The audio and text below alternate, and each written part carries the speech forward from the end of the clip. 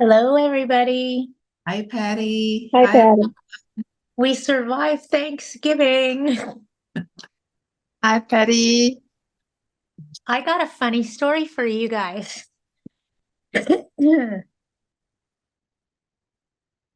So it's my turn again. Everybody's like, no, Patty. Yeah, it's my turn again. Let me tell you what happened to me. Thanksgiving was great. Went to my son's house. Everything was wonderful. Okay. Day after Thanksgiving, it is our family tradition to cook biscuits and gravy. And then after Thanksgiving, the day after, we always have leftover Thanksgiving. So Thursday, I left my house and I left my snoring farting machine at home.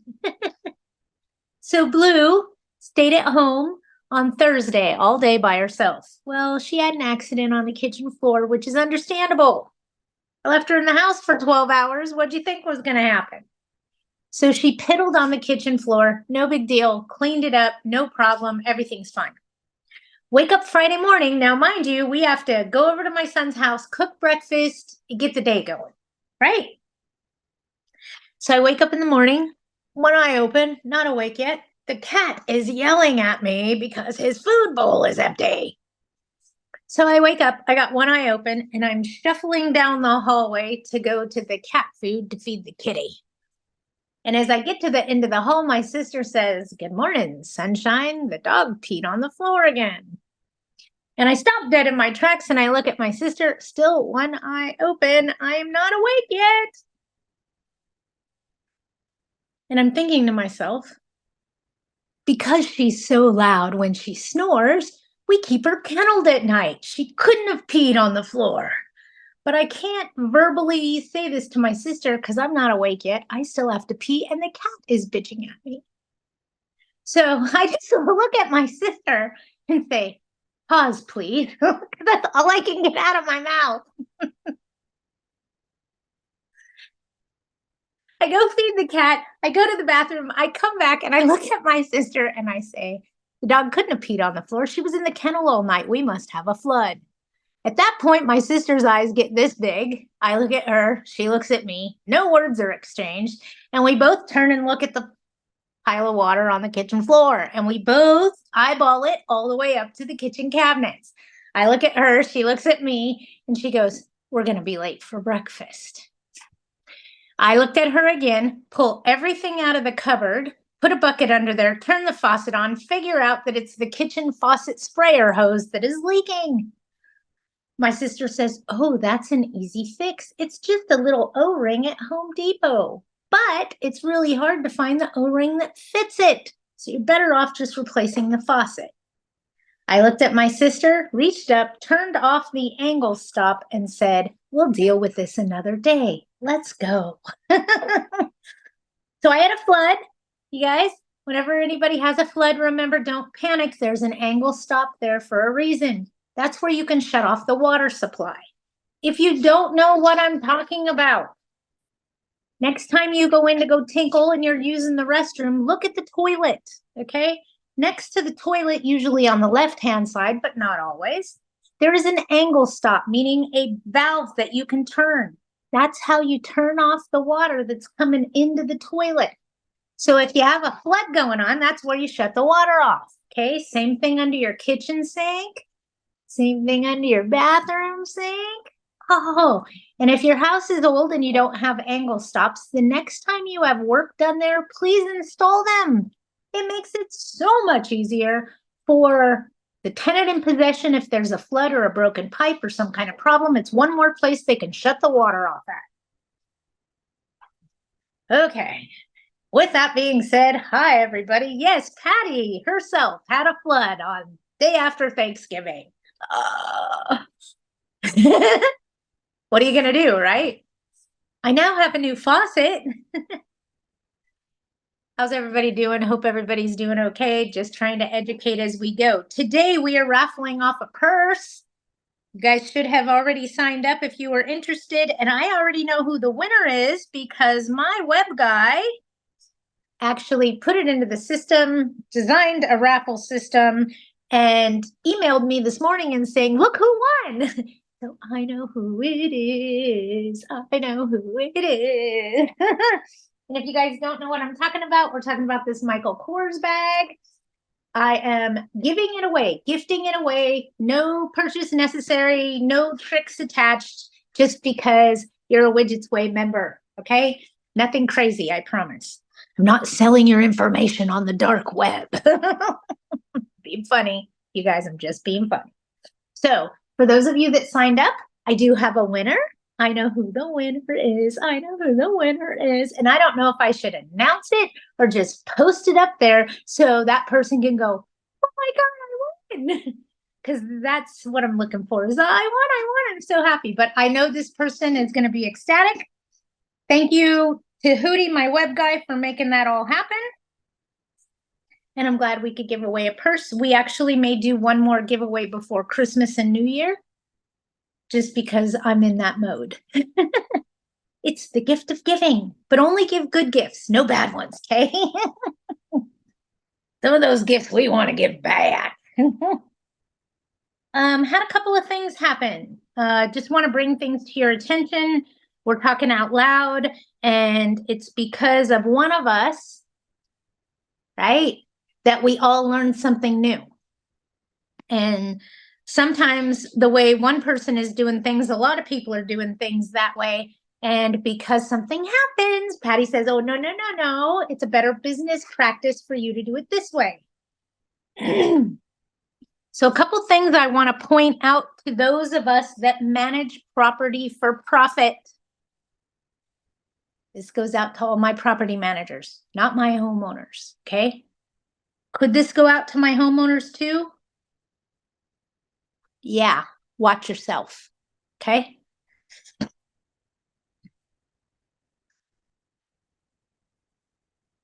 Before COVID,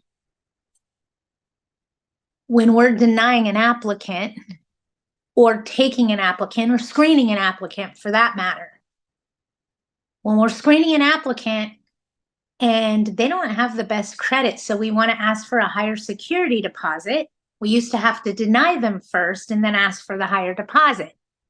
We can't ask for a higher deposit anymore. Hear me and be cautious, okay? Hear me. If we're managing property for profit and we do for one, we have to do for all in the eyes of fair housing. So in the event we have someone that applies for our property, hang on, I'm still letting people in. So if we have someone that applies for our property and they do not meet the criteria and the landlord still wants to rent to them, remember this, you just lowered your criteria to that person's standards for everybody else. Because if you do it for one, you have to do it for all. The way to avoid that is to deny that applicant first and then offer them new terms of what they rent. I would raise the rent $5. Hell, I would lower it $5. Whatever it is I did, I'd make a change in the monthly rent amount and then reoffer it to them with corrected criteria meeting what they need for that property. I'm trying to help us, you guys. I foresee something coming I don't like the looks of. And I hope what I'm saying to you makes sense. Remember back in the day, if we wanted to ask for a higher security deposit, we'd have to deny them first and then give them new terms of which they could apply for, and then we could approve them at the higher deposit.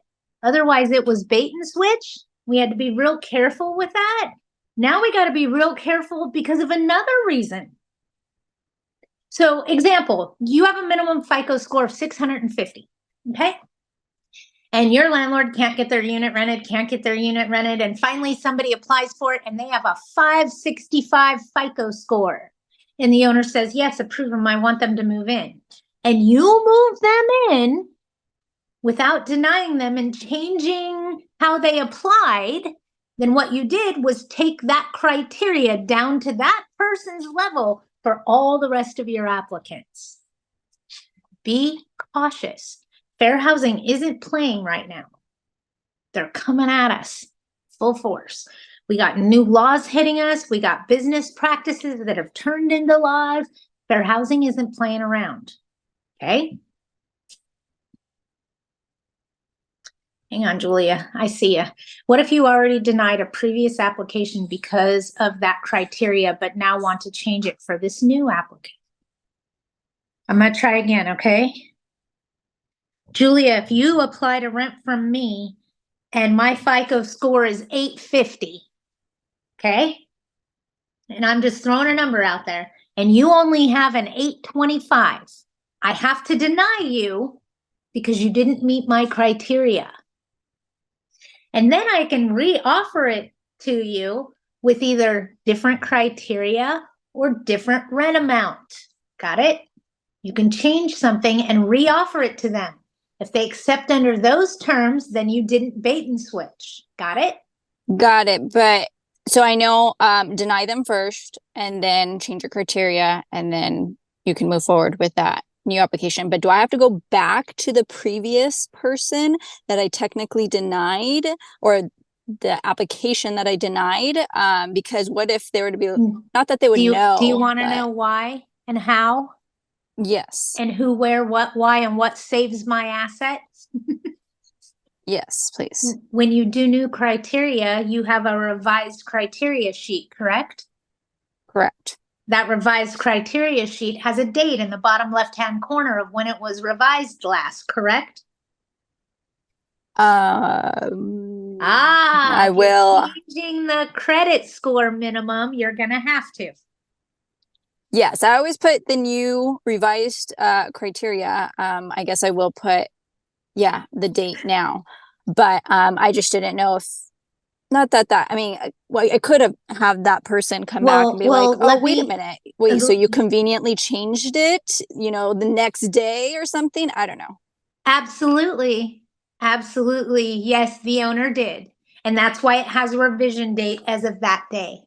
Because you don't want somebody that pulls out an application criteria sheet from you from 2004 and using that to apply for a property today. Your criteria has changed. Right? So you know how, and help me help you, okay? Because you keeping all of your revised criteria sheets helps you, especially if you're doing management for profit. In fact, I have years worth of criteria sheets. No joke. Every time it was changed and revised, it was saved as, and a new one was opened in its place. Why does Patty do that? So that in the event I get pulled into a discriminatory lawsuit or a fair housing issue, I can defend myself and tell them the rules changed on this day. The rules changed on that day. They applied using an old cover sheet. And that's how you know it's on that cover sheet. It's on that front cover sheet. Look at it this way. And here, maybe you'll learn something from Widget today, okay? Maybe you already knew this.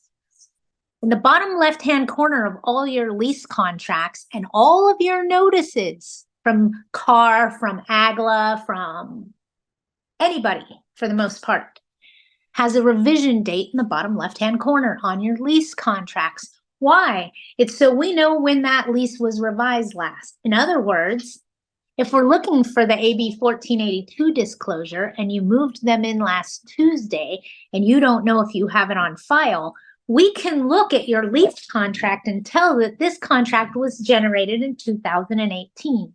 So the likelihood of it having the verbiage you need isn't there. Does that make sense to you guys? It's so your legal counsel knows without diving deep into your lease contract how old it is when you signed it. A lot of us have a bad habit of keeping our blank documents in the drawer in the filing cabinet. How do I know that? Because I am you, okay? This is a practice I have. It's so easy just to pull it out of the filing cabinet and start filling it out.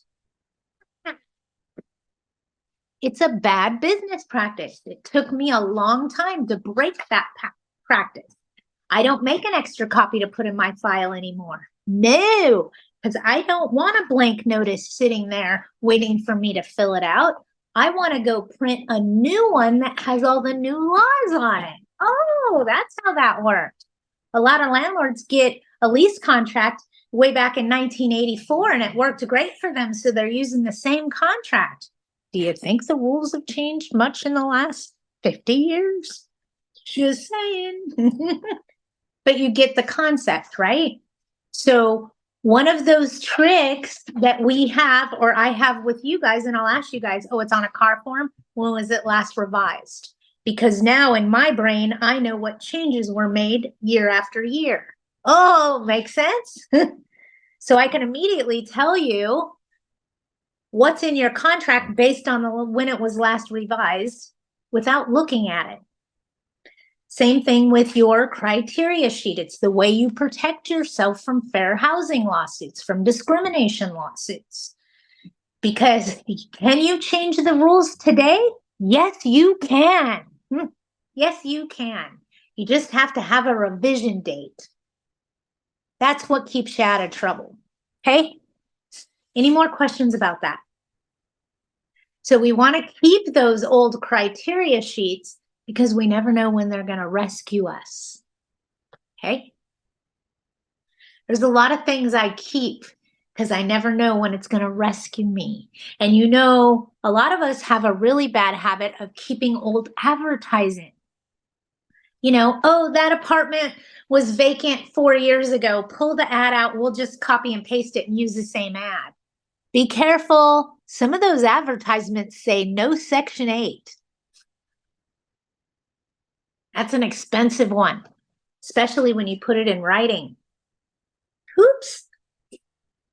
All right, let's get to your guys' stuff. We talked about my flood.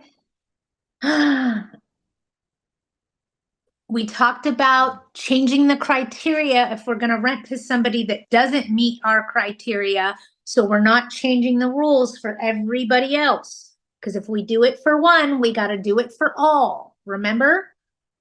Okay. That's my way of keeping you out of trouble today, or at least out of an orange jumpsuit.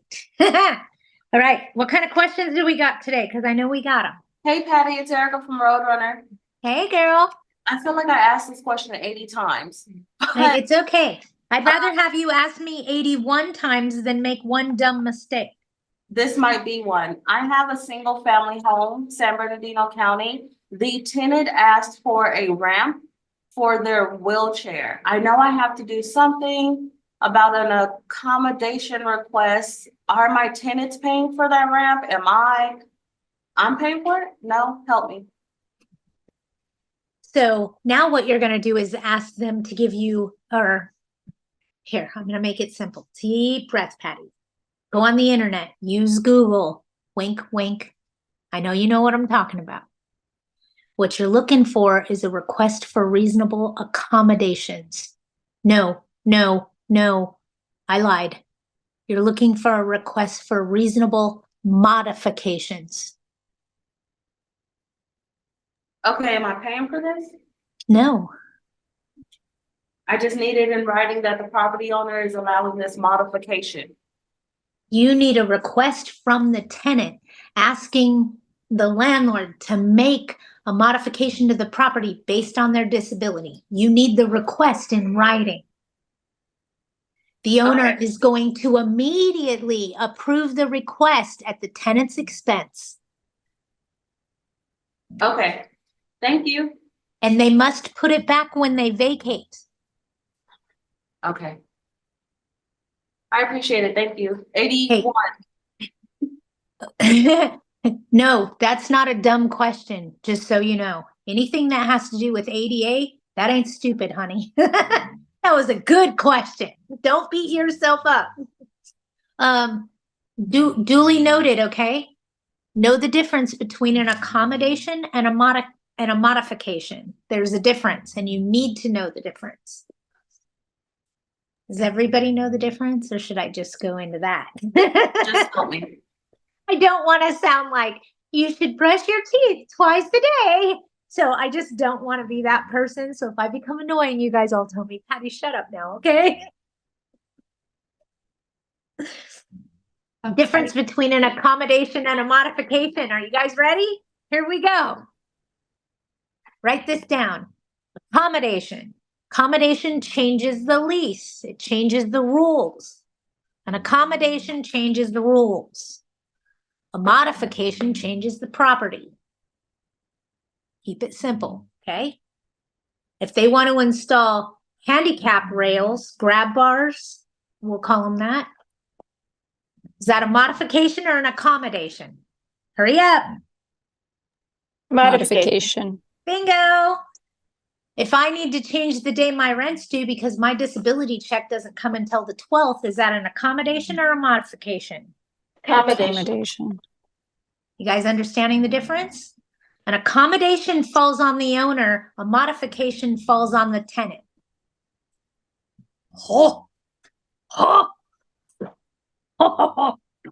Wait a minute. So if my tenant's allergic to the fibers in the carpet and they want me to put in hardwood flooring, is that a request for reasonable modifications based on a disability? Does that mean the tenant would have to pay for the new hardwood flooring? Yep.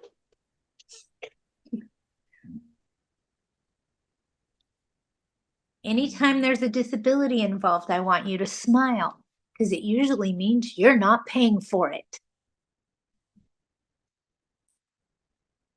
But Patty, on that example where they take out the carpet and put hardwood floors, so then when they move out, can we, if we actually want to keep the hardwood floors, can we keep the hardwood floors? Do we have to reimburse them, or do we say go back you to don't carpet? reimburse them for modifying the property. They would have to put it back or move out, or you would have to accept the modification as permanent. Got it. Okay. Let me ask you another question. Julia, we'll play a game, okay? Because we're going deep down this rabbit hole, and let's just go down it in case somebody needs to know. Tenant asks for a reasonable modification based on their disability, just like we talked about. They wanted hardwood flooring instead of those nylon carpet fibers because they're allergic to them, okay? Just go with it, okay? Tenant moves out. They've damaged that hardwood floor. Can you charge them for fixing the hardwood floor? Come on, Julia. Yes. Yes. Why? Because that Because it's a floor wasn't damage. damaged when they moved in. Mhm. Absolutely, you can charge them. Got it. Thank you. I'm going to talk about the modifications to the property I don't expect the tenant to pay for. Okay? And their personal decisions. Have a tenant that's hard of hearing and asked for flashing smoke detectors. I want her to know if the house is on fire. Okay? So I paid for those. My expense. Why? Because I want to make sure that she knows. As a courtesy, I did it for the doorbell also. Just saying. Okay? But she did ask for other modifications to the property I didn't pay for. One was a grab bar. She paid for that in one of the bathrooms. And God, what was the other thing she needed? It was something ridiculous. She needed a light switch lowered. Does that make sense? I made her pay for that. I didn't pay for that. You can hire the electrician and the contractor, and I ain't doing all that. But I get it. I mean, if you're sitting, me of all people understands not being able to reach something. Trust me, okay? My mom has a honey-do list, my kids will tell you, usually consists of stuff she can't reach. I will tell you something. I thought sailors had foul mouths. I think plumbers do too. And I say that not because putting the new kitchen faucet on was a problem, because it was not. But getting that thing off, I learned to speak new languages. I'm just trying to keep you guys laughing a little bit about all of this. Hang on, we got something else going on. Would you say fair housing is as intense in the city of San Bernardino? I called comps when I had a vacancy pretending to be a tenant and was shocked at how many landlords did not comply with fair housing. It's disgusting, isn't it? Like when you really listen to how people answer the phone and do their property. What do you mean emotional support animals? No, I don't take any of that. I mean, you guys would be shocked at what some people say on the phone. And yeah, you're right, Julia. And I don't want to say that they're not big in San Bernardino County. I will tell you this, they're bigger in Riverside than they are in San Bernardino. But they are still out there. The recent kitchen fire in the rental in Kern, the fire report is vague, stating the cause could have been electrical or oven left on. I still want to charge them my deductible, but since the cause was not definite, am I screwed? I'm still planning on asking them to make payments because I know they did it. Here's what I could tell you though. If you both come to a mutual agreement for them to pay that, I'd put it in writing because then it's a mutual agreement. Wink, wink. As far as you suing them for that money, I would see that as hard to do because you don't have anything definite. So yeah, my theory is go ahead and charge them until they challenge you and then cave because you don't have a leg to stand on. In the city of Nuevo, Riverside County, the property is having foundation issues due to the major leak underneath. The tenant has not paid rent for November and December. The house needs big repair. They are on a month-to-month. The owner wants the property back to fix the issue. What do you recommend? Cash for keys, no paying rent for these 2 months.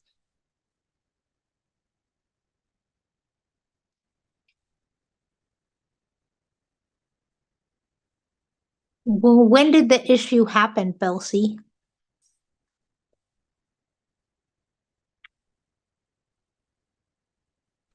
Actually, it started beginning of November. Are you sitting down? They don't owe rent. They don't owe rent from the time it happened to the time it's corrected. It's a habitability issue. With that said, I immediately try getting them cash for keys to get out. If they don't want to get out, I give them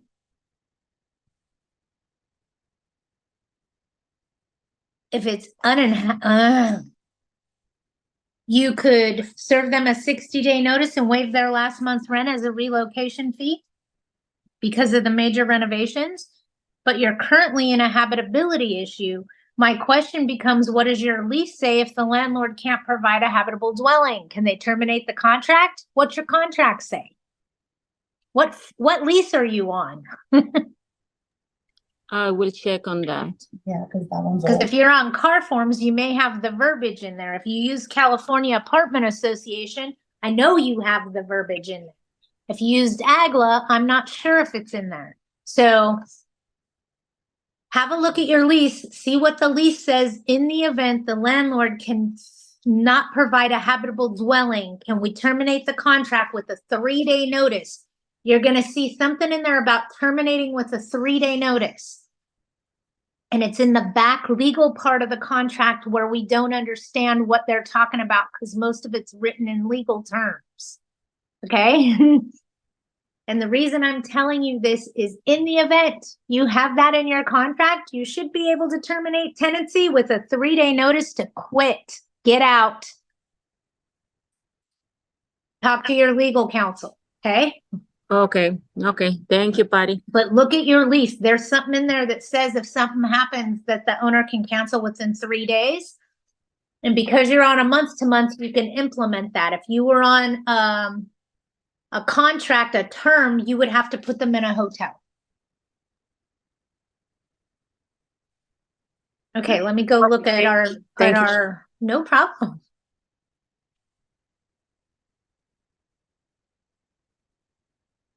Marion, you were attempting to obtain insurance on your 5-unit building. Did you call home? Well, they're great for that. So for any modifications, I can only use my service people, correct? I prefer to use a licensed and insured vendor. I prefer it if it's my vendor that they're using. If they want to use their own, they have to be a licensed insured contractor. I have to be listed as additional insured or interested party on their policy before they step foot on my property. Hope you got all that. I know I verbal vomit it pretty quickly. Ivana, apartments in the city of Larso. Right in the Devil's Cauldron. On Section 8 also. A Section 8 applicant still wants me to rent the unit even though I told her that our tenancy is month to month. You can't turn her down. You understand? You cannot. But Patty, it's a month-to-month tenancy, and then the policy for- You can't turn her down. You can tell her till you're blue in the face it's a month-to-month tenancy. Once a Section 8 worker gets involved and finds out that, hang on. Bless you.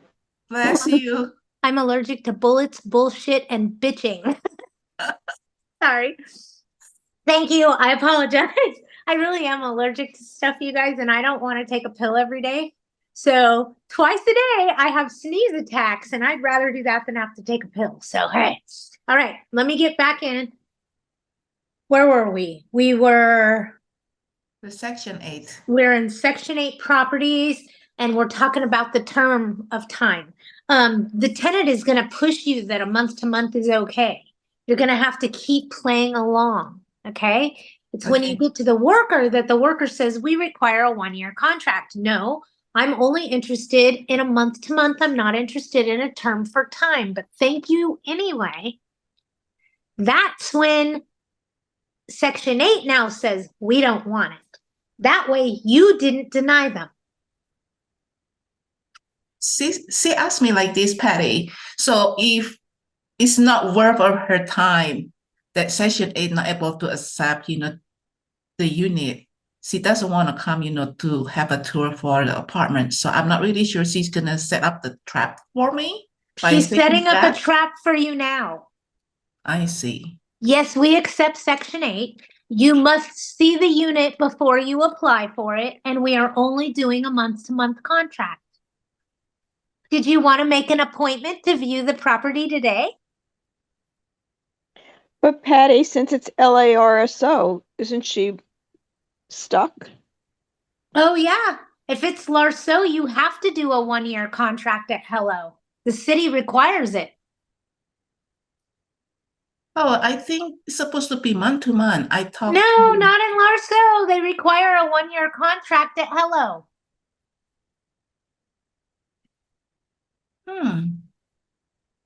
They're not the only ones. So does Sherman Oaks, San Pedro. Help me, Arlene. I know there's more. West Hollywood, Santa Monica. West Hollywood, Santa Monica. So there's a bunch of them out there where the city requires a 1-year contract.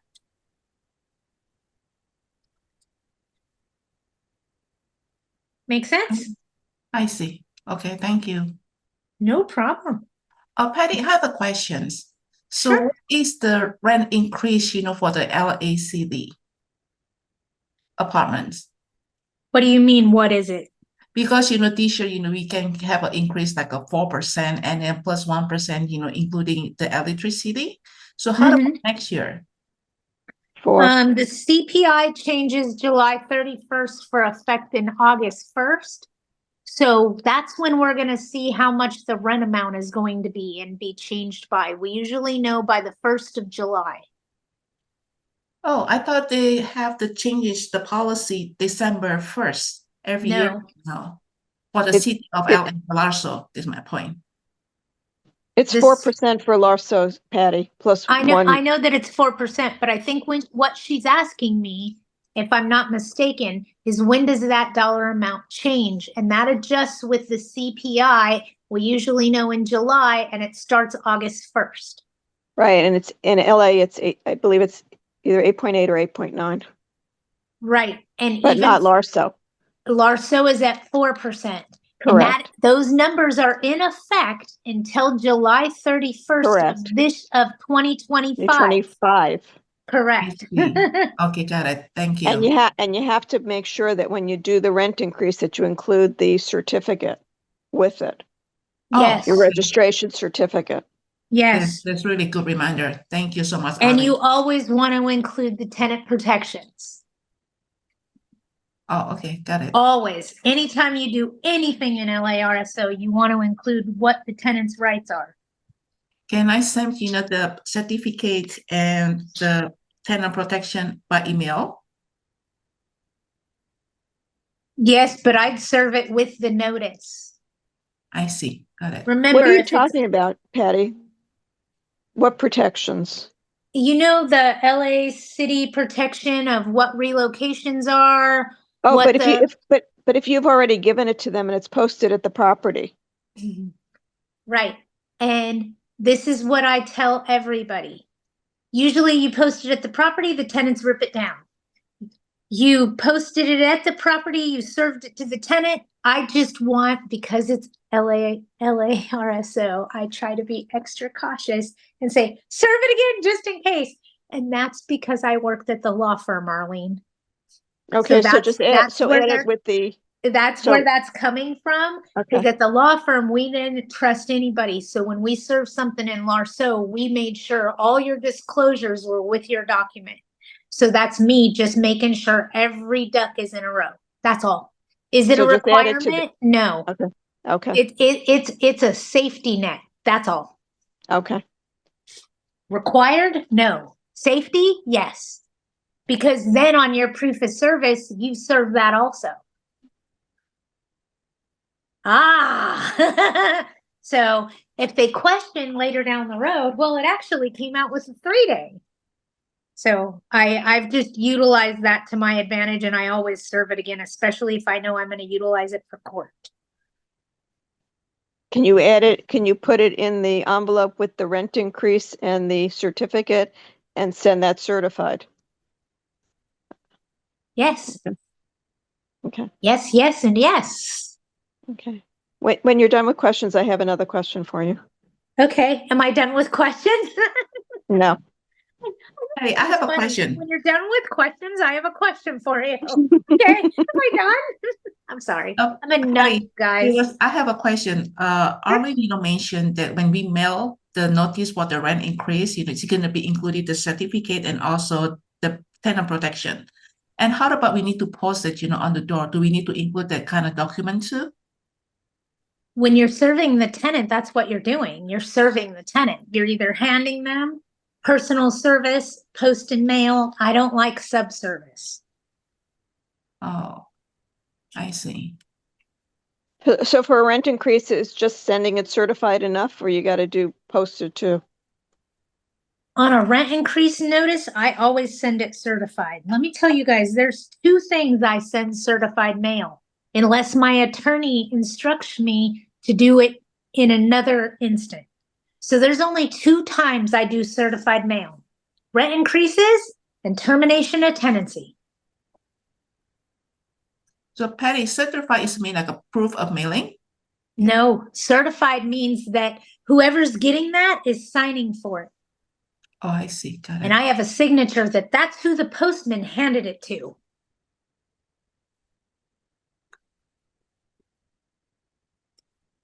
Proof of mailing just means you mailed it. It doesn't mean it was delivered.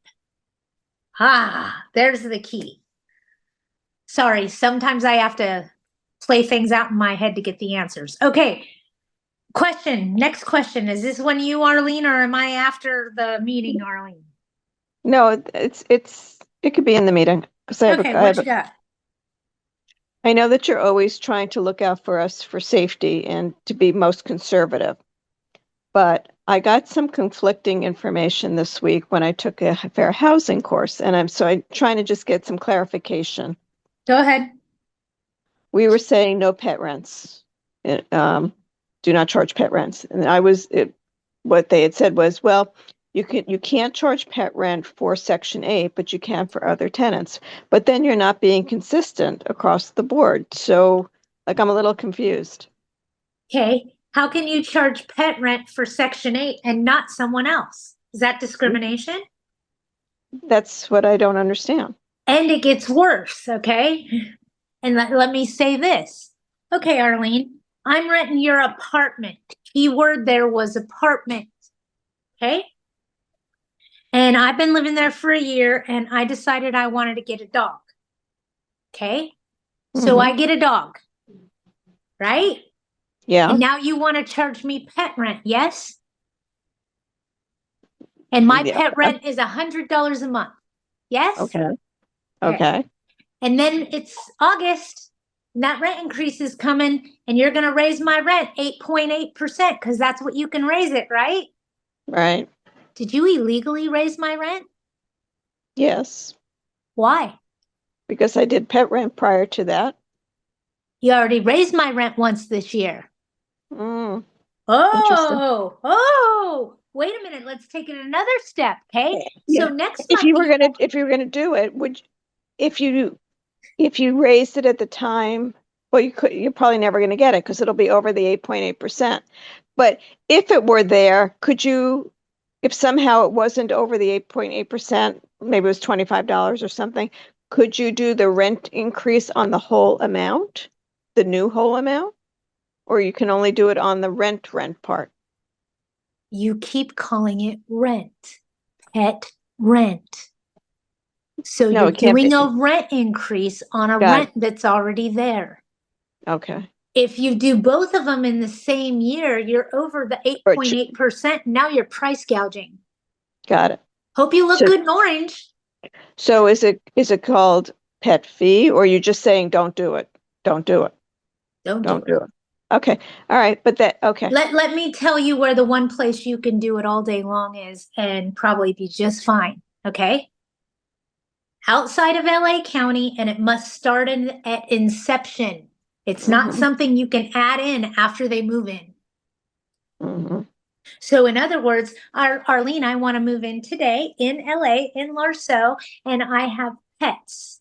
You're going to tell me, because now, Right. but if I did Right. that in Riverside, I have pets. Oh, they're $100 each per month. Okay, my rent just went up $200 a month, but Mm. I'm doing it at inception. So So it's not a rent increase. if I had I'm just being devil's advocate here. If I had a property in that other district, San Bernardino or whatever, and it's a new lease, can you put in there the rent is $1,000, and if you at any point during your residency you bring in a pet, there will be $100 fee or something. If from inception, or you can't even do that because that would be Where you still get be. into trouble is when you raise the rent and then you're charging pet rent also. If you're limited to 8.8% and they've lived there for a year with no pet, and then they add a pet and you charge them, and then you do a rent increase, that's where you get in trouble. Okay, but if you do the pet fee and you do the rent increase under the 8.8, but with the total of the pet and the rent increase is 8.8 or less, then you can do it. Is that correct? Correct. Okay. But All right. my question becomes, why bother? And I'll No, I get explain it. in a No, I get it. I moment. just wanted, Hold yeah. on. Let's go one step further down the freaking rabbit hole, okay? Because then you guys are going to go, that's why. What happens when the pet dies and they don't want to pay pet rent anymore? Well, that's a good one. Oh, do you have to give back your rent increase because you called it pet rent? You do. Mm. Don't bother. Okay. I get what these people are telling you, but looking at how it's being battled in a legal setting in a courtroom right now, don't do it. It isn't worth it. Okay. Not worth it. Unless you're charging at inception and you're outside of LA County, don't do it. Okay. It's that simple. Got Any fees you're charging the tenant has to be disclosed in your advertising to be legal. So did you just disclose that there could be a pet fee in there? You just stay away from it. It's too convoluted right now. And the way these laws are going, they're going to make it. So we are forced. Okay? So take a deep breath, relax. Let's see how this plays out. Stay away from pet rent. And that is my personal opinion. I've watched too much of it unfold at the law firm in litigation where it just went bad. I mean, I gave you the perfect example of pet rent and an unlawful rent increase. Bam. And it just like that. Bam. What did I tell my client this morning? I'm squeezing my cheeks with you. No need to panic. All right. So, Patty, sorry, on this same topic, San Bernardino, at inception, my rent is $2,000, and then I added pet rent for $25. So then when I do a rent increase, and sorry if you already answered this, and I didn't get it, but when I do a rent increase, can I do it on the $2,025, or should I just do it on the $2,000? Your pet rent is not your rent. You're doing it on 2,000. 2,000. Okay, got And it. remember one thing, when the pet runs away, they're going to want to not pay Yeah. that pet rent anymore. So you don't want to include it in Food. anything else you're doing. Okay, got it. Thank you.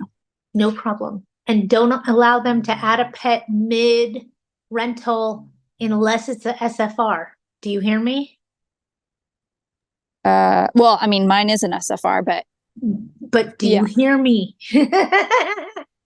That's where you get into trouble with the state law limits and adding pet rent, and that's where they're hanging people. So if you have a single family residence exempt from AB 1482 and the rent control limits on rent increases, then you can charge pet rent, because I'm not afraid for you at all. Okay? Okay, got it. And don't get off of here early. Okay, let me see what time it is. We've been yip-yapping for a while. So we want to do the purse. Let's get that off in case somebody has to get off. I raffled this off. You guys should have got an email. Everybody that wanted to get in the drawing for it is in the drawing for it. My web guy Drew this morning sent me a picture of who won. I smiled and said, good, that's great. I'm so happy for this person. It is a female that won the purse and not a guy, which I'm really ecstatic about. But you know, they can always give it to their wife or their work wife. Happy life. Happy wife. I'm going to go ahead and announce it. I'm so excited. Are you guys ready? Julia, you better text me your address because you won the bag. Yeah. Oh my gosh. Congratulations. Thank you. Happy Thanksgiving. We're going to do something else for Christmas. I just haven't decided what yet, but I have a couple of gifts that I want to give to my team, and this is my way to give back to you guys. So thank you. Congratulations. You have a lovely Michael Kors bag with beautiful palm fronds on it. Oh my gosh, Patty, thank you so much. It's like the perfect size. You're a mom, yeah? Yes. Girl, it's a perfect crossbody. Okay, great. Thank you. No worries. All right. Anybody else? Oh, we got other things. Okay, let's see what else we got. Is there any specific application for Section 8 applicant? You can use the one from AGLA, but you need to know something regarding Section 8. You can't judge their application based on their credit score. You can't even run their credit. You can only base their application on their ability to pay you. So make it real simple for yourself, okay? If they have a job and that job allows them to make 3 times the amount of their portion of the rent, they're approved. Move on.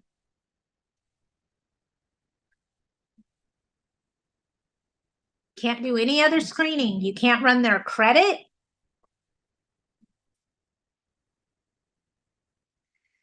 So if they have a job and they can pay you their portion, they're approved. I got you, Val.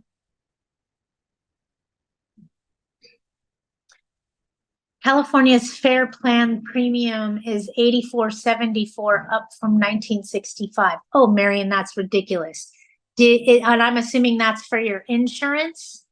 Call Homewell if you need the number, I can give it to you. Is there any specific application for Section 8? We talked about Section 8. You can't run their credit. Let me go find Val.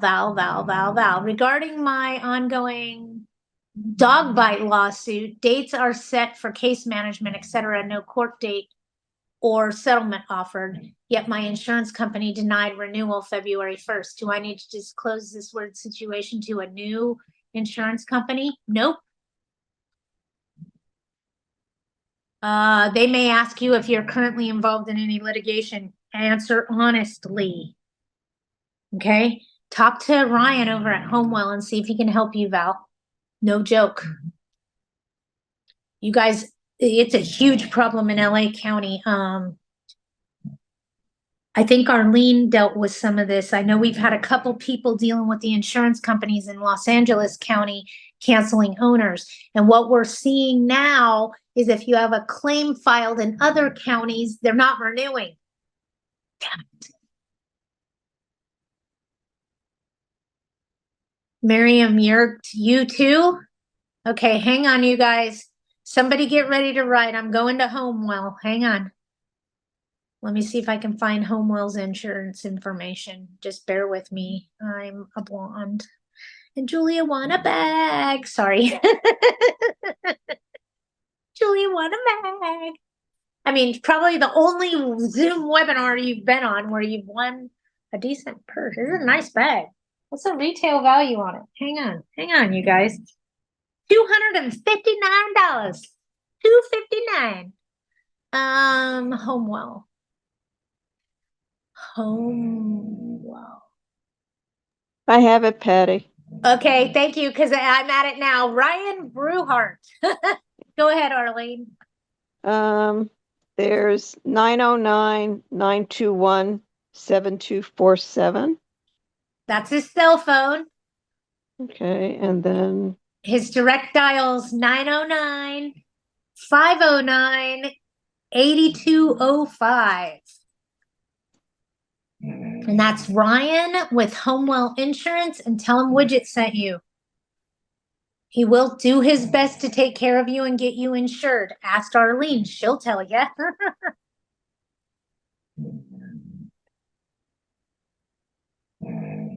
But tell him Widget sent you guys, seriously. Because I told him, you take care of my people or we're going to have a fight. Patty, I found the clause. Okay, hang on. City of Riverside, hang on.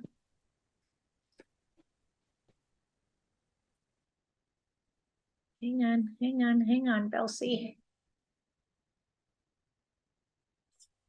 You want me to write in Ryan's phone number? Melanie, I am going to try one more time. Hold on. And then I got to see what Belsie said because I lost her already. Ryan Brewhart.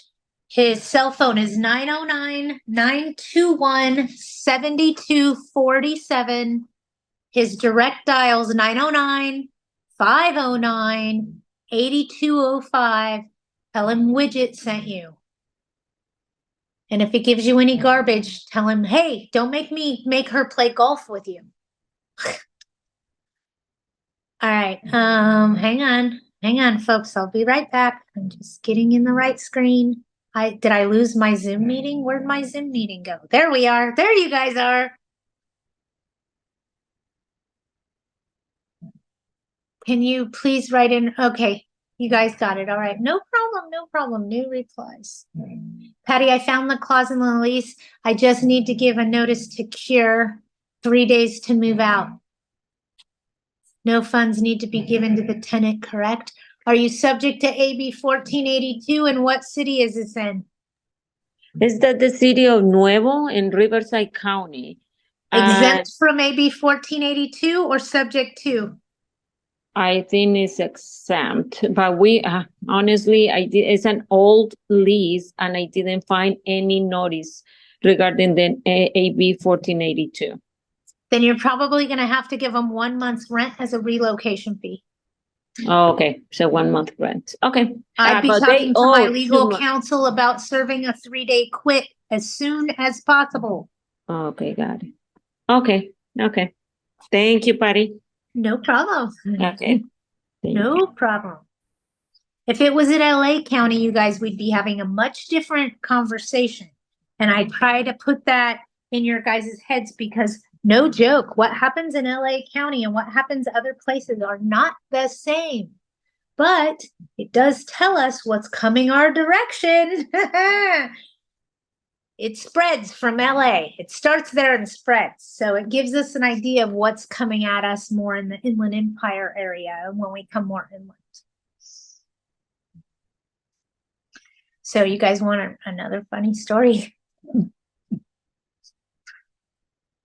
While I was watching a YouTube video underneath my kitchen sink with a flashlight and a wrench pretending I knew what I was doing.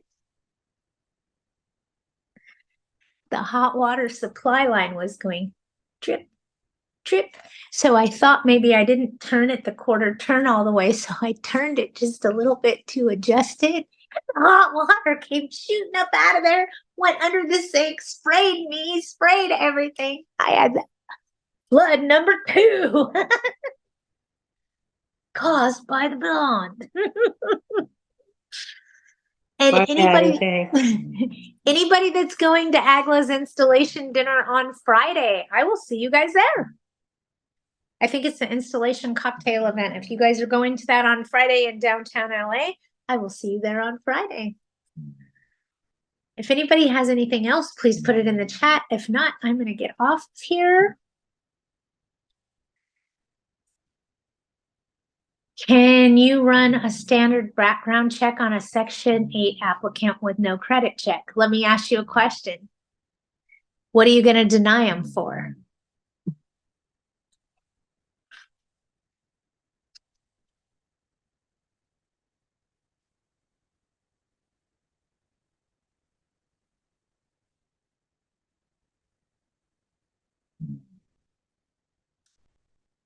Felons are a protected class in the state of California. Next question. What are you denying them for?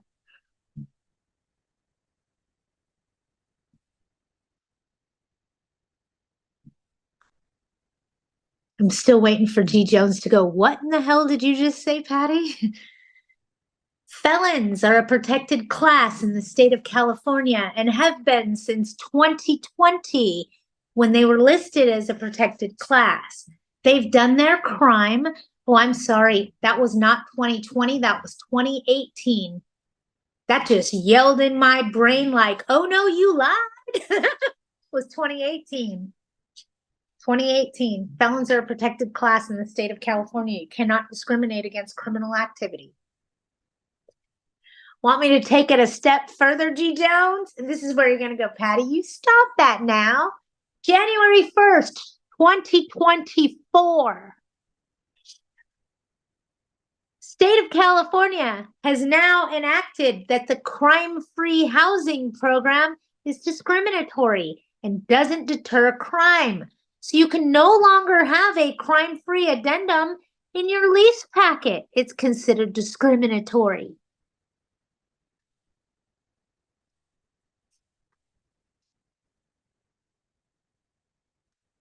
Do you mean to tell me that if my tenant murders someone else in my apartment community, I can't do anything about it? Yep, that's what I'm telling you. Not your job, it's cop's job. They've done their crime, they've done the time. You have to let them go free. So let me ask you again, what are you screening them for? The only thing you're allowed to do is determine whether or not they have the capability to pay you. That is all. It's bullshit. Bullshit. Bullshit. Sorry, I have those allergies, remember? I'm just being funny. My dog sleeps under my desk and does not snore. Can you hear her snoring? At least she's not farting today, okay? Section 8 applicants must be judged on your ability to pay them and nothing else. Yep. Rapists, murderers. Now, when it comes to Section 8, anything federally funded, you guys do not play around, just cave. I ain't playing.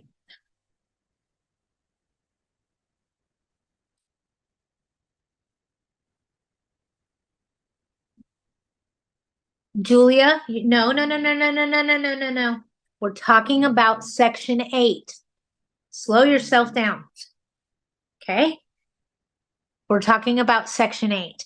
Can you and I, non-Section 8, say we don't accept people that have done great bodily harm or have convictions for manufacturing an illegal substance? Abso-frickin-lutely. But when it comes to Section 8, it's a different set of facts. You can only deny them or approve them based on their ability to pay you and nothing else.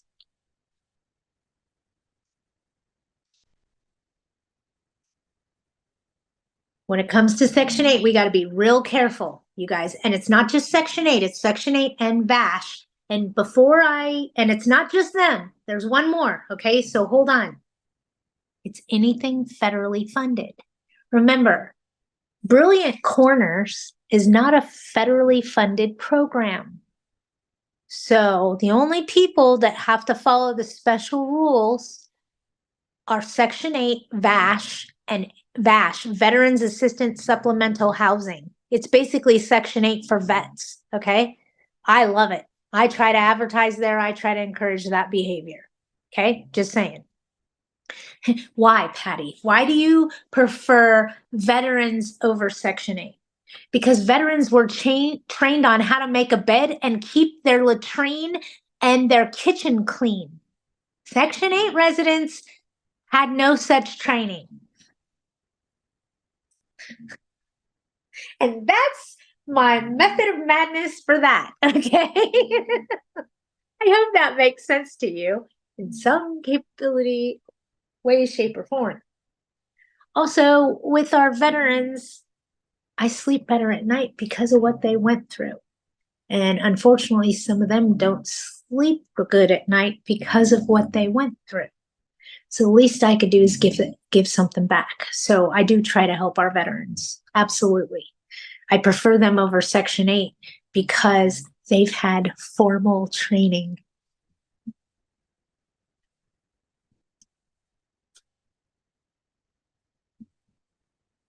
You can offer our vets a discount, absolutely. And I'm going to tell you this, when you have an apartment or a unit go vacant, advertise it on their website, VASH, V-A-S-H, Veterans Assistance Supplemental Housing.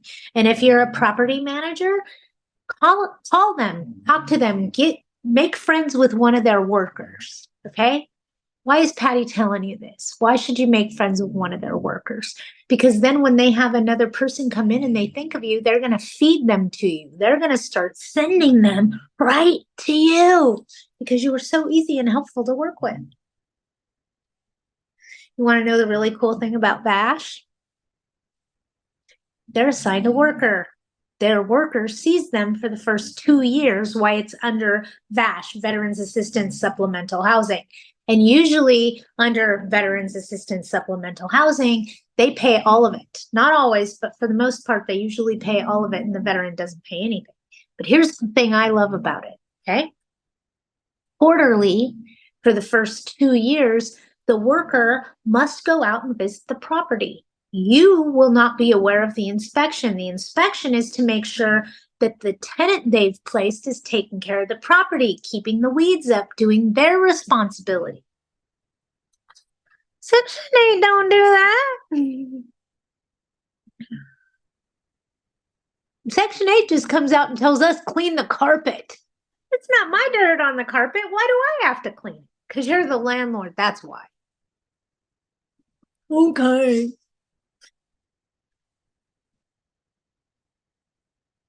So that's the difference between VASH and Section 8, but they are federally funded. So when these programs are coming to you guys going, we're part of a program. First thing you want to ask them is, are you federally funded? If the answer is no, then they act like any other applicant for you. Got it? How many days do they have to pay their holding deposit? 3 days. That's a good number.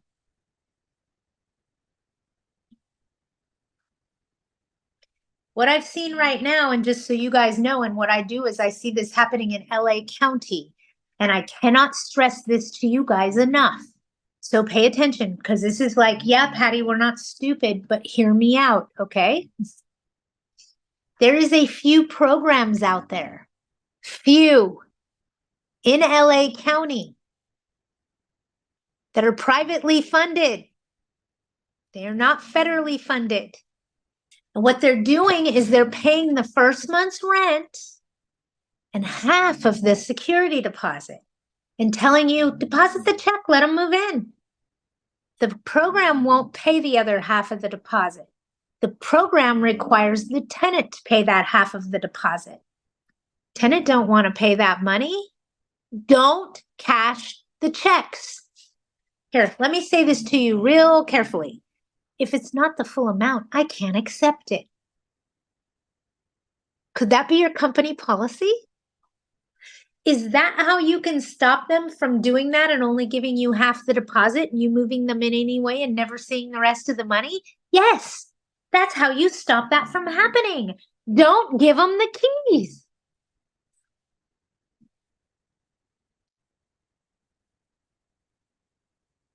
The new trick right now for landlords is these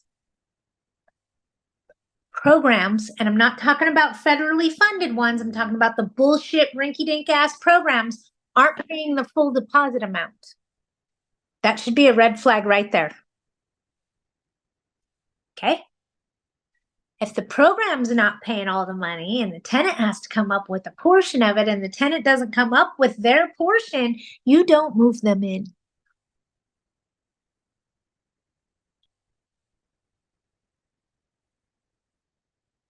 Does anyone else send Christmas cards to tenants? I have for years and have always included either lottery tickets or Albertsons gift cards.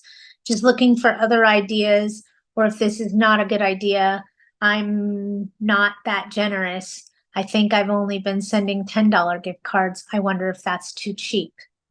Val, do me a favor. Change it to Starbucks. Do you know why? Because if you give somebody a $5 Starbucks card, you're just buying them a cup of coffee. It's nothing crazy, and it's nothing that they become dependent upon. I get you. I hear you. I try to do something nice for all my tenants too. And yeah, as simple as $10, $5 or $10. I used to do C's candy, but damn, that shit's expensive. Not no more. I can't afford it. It got too expensive.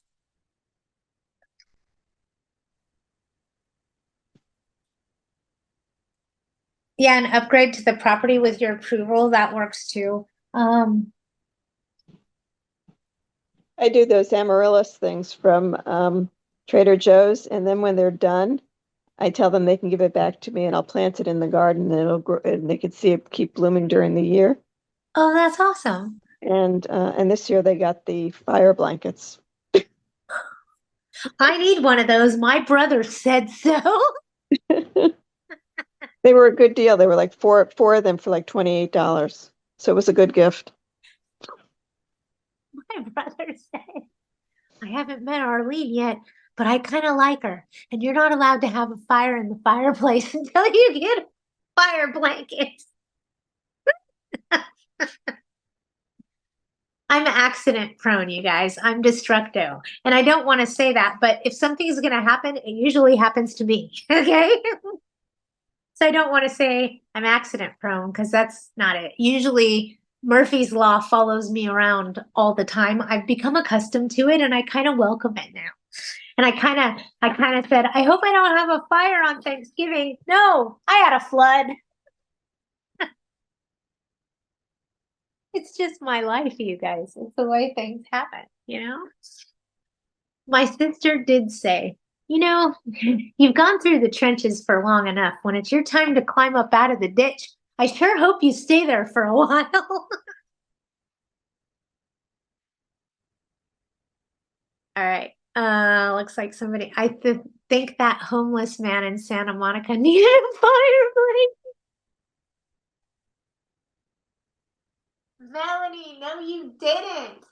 So for those of you that are unaware, recently I went to go visit with Miss Melanie and do some consulting with her, and we left to go to lunch. And when we walked to go to lunch, walking down the sidewalk, we parted ways. A homeless man was approaching, and he proceeded to pass us.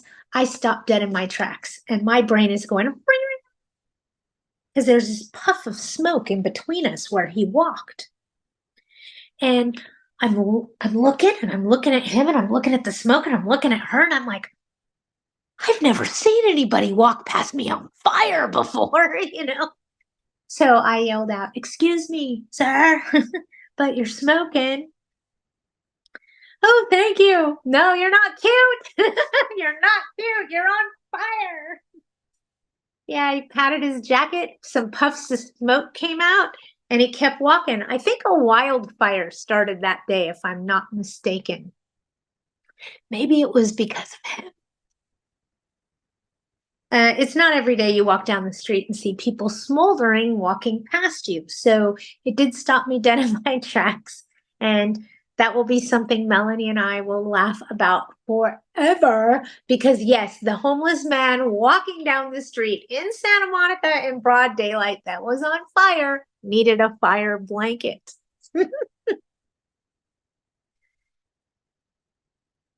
My sister says to me, "You really don't make this stuff up, do you?" No. How could you? It just happened. Yes, I will consistently.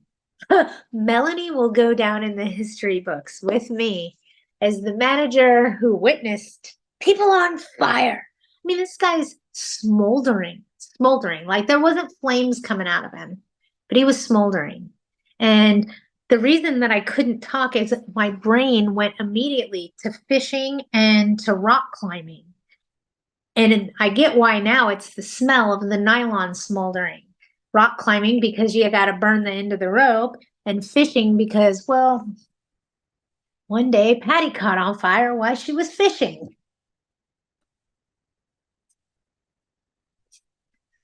Don't ask. How does Patty catch? I didn't spontaneously combust, I promise. All right, you guys, I'm going to let you all get off of here. We're all going to have a wonderful week. I am determined.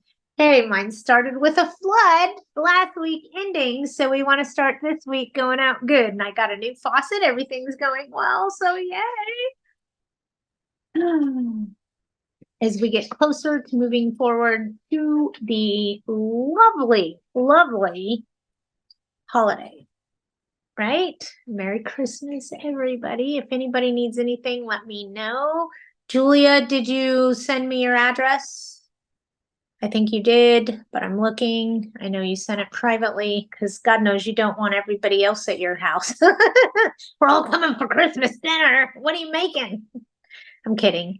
Do me a favor, Julia. Just text it to me. It's easier. You have my cell phone number. And I will get that out in tomorrow's mail. I'm not going to the post office today. Okay, Patty, I'll text you. Thank you. No worries. And I'll figure out what our next item is because we're doing more. I'm not done yet. 760. Everybody that needs my cell phone number. You ready? 760. Because I'm getting rid of the 800 number. 760-953-3337. 760-953-3337.